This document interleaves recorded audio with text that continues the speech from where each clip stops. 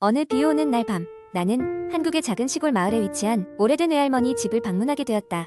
이 집은 50년이 넘는 세월 동안 그 자리에 있었고, 나무로 만들어진 외관은 세월의 흔적으로 색이 바래고 군데군데 벗겨진 페인트가 역사의 무게를 말해주는 듯했다. 집 주변은 우거진 숲으로 둘러싸여 있었고, 그 숲을 통해 이어진 좁은 길은 마을 사람들조차 잘 이용하지 않을 만큼 했던 곳에 위치해 있었다. 할머니 집에 도착한 날 밤, 나는 피곤함에 곧장 잠자리에 들기로 했다. 침대에 누운 채로 창문을 통해 빗소리를 들으며 어린 시절 이곳에서 보냈던 여름방학의 추억을 곱씹다가 스르르 잠이 들었다. 하지만 한밤중 갑작스러운 빗소리 속에서 들려오는 낯선 소리에 잠에서 깨어났다. 창밖에서 들린 소리는 마치 누군가가 흙길을 천천히 걷는 듯한 발소리였다. 처음에는 바람에 흔들리는 나뭇가지 소리라고 생각했지만 그 소리는 점점 집 쪽으로 다가오는 듯했다. 호기심과 약간의 불안함에 이끌려 나는 조심스럽게 창문 쪽으로 다가가 밖을 내다보았다.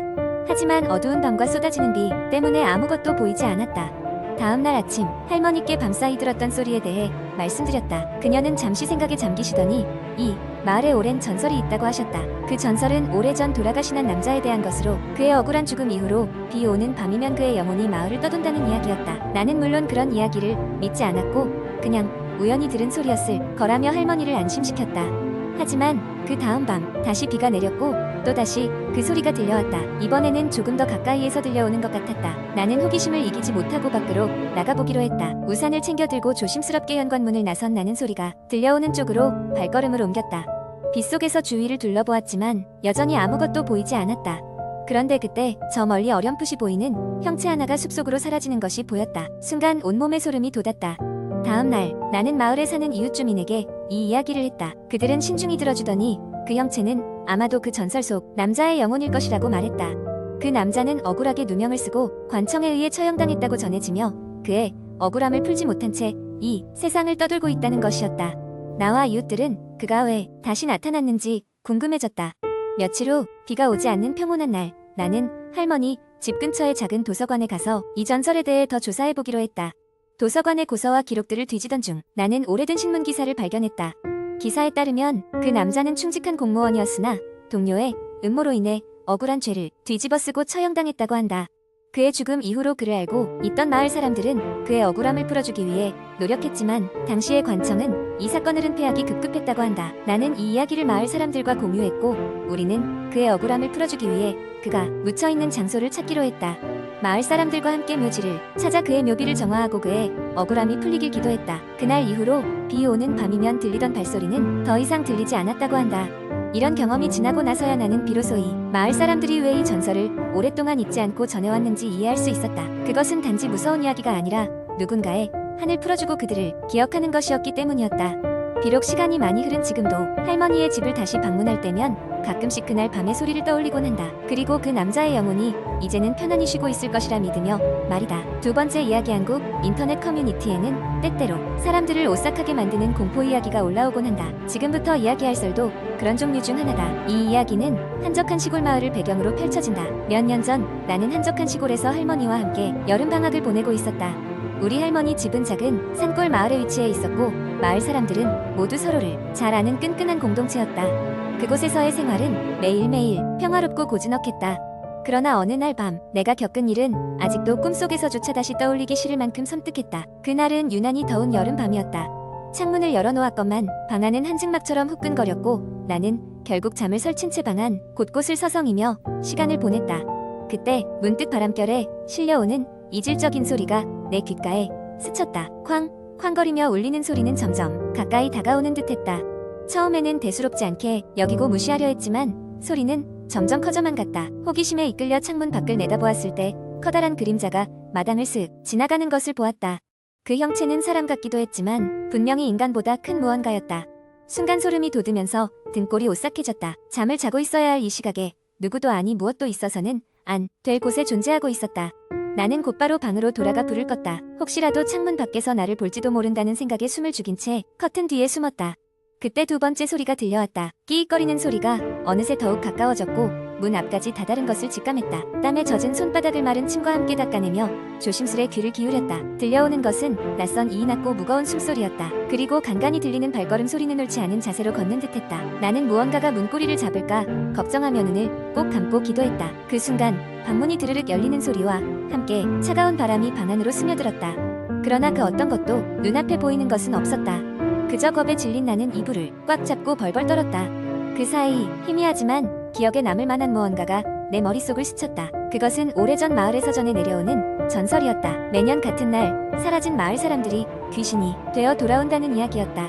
그들은 아직도 세상에 남아 있는 미련을 떨치지 못하고 밤마다 마을을 배회한다고 했다. 아침이 밝자마자 나는 할머니에게 간밤에 벌어진 일을 털어놓았다. 할머니는 심각한 얼굴로 내 이야기를 들었다. 그리고는 오래전 이곳에서 벌어졌던 사고와 그로 인한 전설을 조심스럽게 설명해 주었다. 그날 이후로 나는 더 이상 그 집에 머무르기를 거부했고 이번 일은 끝끝내 가족들만의 비밀로 간직하기로 했다. 도시로 돌아온 이후에도 나는 가끔씩 그날 밤의 공포스러운 기억을 되새기곤 한다. 방 안에서 느꼈던 차가운 바람, 마당을 지나가던 그 검은 그림자의 모습, 그리고 뒤이어 들렸던 문소리까지 여전히 그날의 경험은 꿈인지 현실인지 분간할 수 없는 미로 속에 갇혀있는 듯하다. 이 이야기는 인터넷에 올려져 많은 사람들에게 회자되었고 누군가는 이를 사실이라고 믿으며 누군가는 그저 흥미로운 공포 이야기로 여겼다. 하지만 이 글을 읽고 있는 사람이라면 적어도 한 번쯤은 어두운 밤 창문 밖을 신중히 바라보길 권하고 싶다.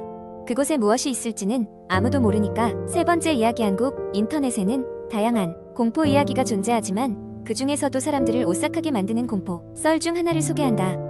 이는 한적한 시골 마을에서 벌어진 신비로운 사건을 다루고 있다. 어느 작은 산골 마을에 월령촌이라는 곳이 있었다. 이 마을은 고요하고 평화롭게 보였지만 마을 밖 사람들 사이에서는 기이한 전설들로 소문이 나 있었다.